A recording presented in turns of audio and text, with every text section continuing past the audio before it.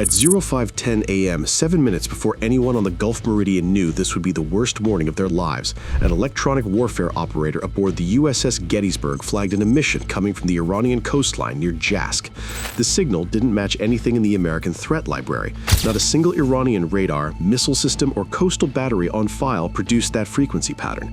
The system returned one word: unknown. He reported it up the chain. The watch officer logged it. No action was taken because unknown is not a threat, it's a question mark. And in the Gulf of Oman at 5 in the morning, question marks don't trigger battle stations. 7 minutes later, that question mark put a hold in an American oil tanker. At 05:17, the bridge crew of the Gulf Meridian, a U.S.-flagged supertanker carrying 1.8 million barrels of Kuwaiti crude through the Gulf of Oman, watched a white streak cross the horizon at wave-top height, moving faster than anything they had ever seen on open water. 3 seconds later, an anti-ship missile traveling at Mach 0.8 slammed into the starboard hum amidships and detonated below the waterline. The blast ripped a 9-meter hole through double-hulled steel, flooded 2 cargo compartments, and knocked every crew member on the bridge off their feet. 31 Americans and Filipinos were now in a wounded ship taking on water 22 nautical miles from the nearest friendly port. But the missile that just hit them wasn't Iranian. It was guided by Russian hands, and the United States Navy was about to find out in the worst possible way that Moscow had entered this war through the back door. 3 weeks earlier, American satellites had photographed something being unloaded from a Russian transport aircraft at Bandar-e-Jask airfield on Iran's southeastern coast. 6 crated containers, each roughly 4 meters long, moved onto IRGC military trucks and driven to a coastal battery 14 kilometers west. Analysts flagged the delivery but couldn't identify the contents. The classification was filed as indeterminate. That indeterminate classification was about to become the most expensive intelligence failure of the entire war. Inside one of those crates was a Russian-made over-the-horizon targeting radar, the same system Moscow mounts on its own warships. What it does to a ship is what a sniper does to a face in a crowd. It finds it, identifies it, and delivers coordinates for the kill shot, all without the target knowing it's being watched.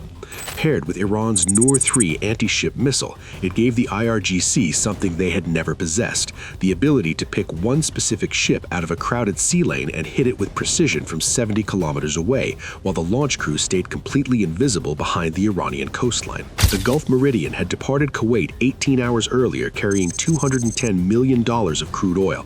She was one of the first tankers to attempt the southern route around the Strait of Hormuz since CENTCOM began offering naval escorts through the Gulf of Oman as an alternative to the effectively closed strait. For 10 days, it had been working. 14 tankers had made the transit without incident. Intelligence assessed that Iran lacked the capability to engage targets in the open Gulf of Oman with the same effectiveness it had shown inside the narrow strait. That assessment assumed Iran was fighting alone. It wasn't.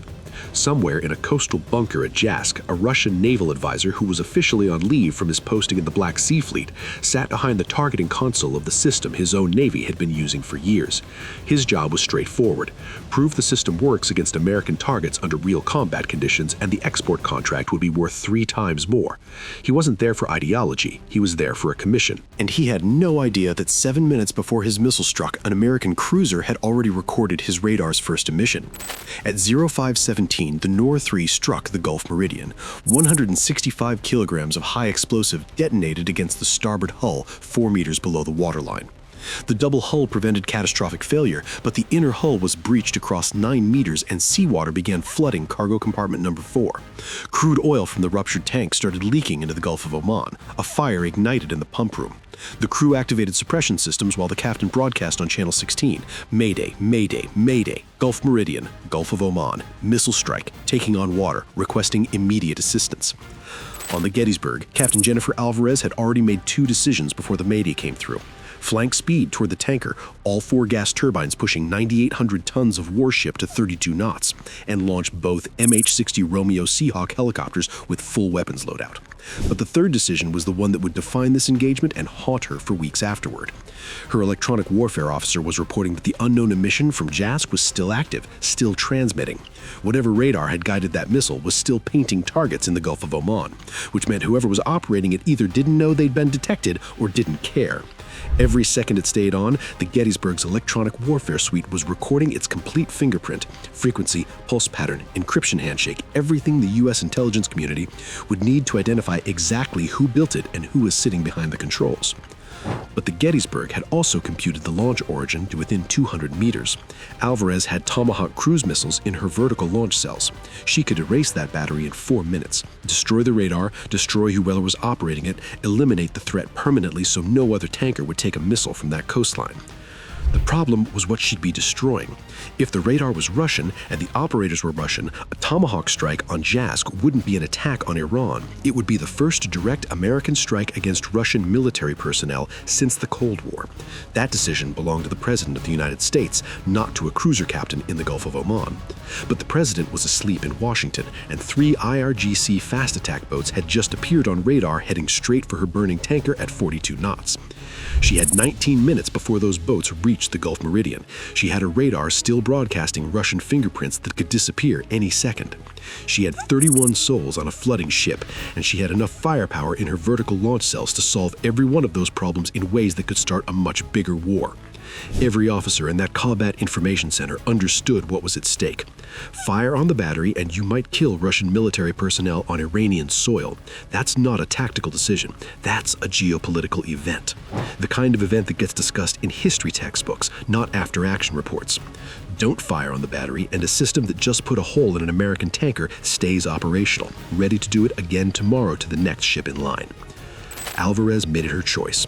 She would not touch the battery. She would defend the tanker, capture every second of electronic intelligence the radar was willing to give her, and let Washington decide what to do with the proof. Discipline over destruction, intelligence over impulse. It was the hardest call she had ever made, and it was the right one. She sent both Seahawks toward the inbound boats and encrypted the radar data to CENTCOM, NSA, and the National Security Council simultaneously. The Seahawks reached the intercept point at 11 nautical miles from the tanker with 8 minutes to spare. The lead helicopter, call sign Cutlass 6-1, descended to 200 feet and lit up the lead boat with its targeting laser. The co-pilot keyed the radio. IRGC vessels approaching merchant vessel in distress. This is United States Navy. You are entering a defensive exclusion zone. Alter course immediately or you will be engaged. 2 boats peeled off instantly. Their commanders had seen enough burning wreckage over the past 9 days to know what a Seahawk with Hellfires on the pylons meant for a fiberglass speedboat. They turned northeast and open throttle back toward the Iranian coast. The third boat did not turn. 42 knots, closing on the tanker. Armed men on the forward deck, boarding equipment staged. 50 caliber machine gun man on the bow. At 6 nautical miles, Cutlass 6-1 received weapons free. At 4 nautical miles, 1 final warning on channel 16. No response. At 3 nautical miles, 1 AGM-114 Romeo Hellfire came off the right pylon. The missile tracked the laser spot painted on the boat's engine housing and struck with surgical precision. Not the hull, not the crew, the engine. The Hellfire punched through the fiberglass stern, detonated inside the engine compartment, and blew the outboard motors into the Gulf of Oman. The boat lurched to a dead stop, trailing smoke and debris, rocking in its own wake. The armed man who had been staging boarding ladders seconds earlier were now standing on a powerless platform going nowhere. The 6 IRGC crew members were later recovered by an Omani Coast Guard vessel that had been monitoring the engagement from 12 miles east. The Navy didn't need to destroy that boat. It needed to stop it, and it did, with the kind of precision that communicates more than any explosion ever could. Not we can kill you, we can decide exactly how much of you to leave standing. By 0600, the Gulf Meridian's crew had the flooding under control, the fire was suppressed, and tugboats were en route from Fujairah. All 31 crew survived. The oil leak was contained at under 800 barrels, but the real shockwave from that morning wasn't measured in barrels or casualties.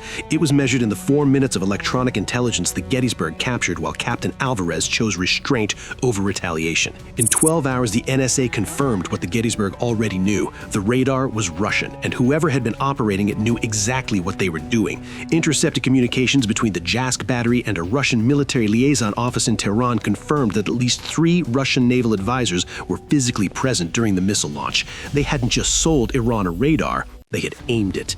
Within 48 hours, the U.S. recalled its ambassador from Moscow. The Kremlin called it a fabrication.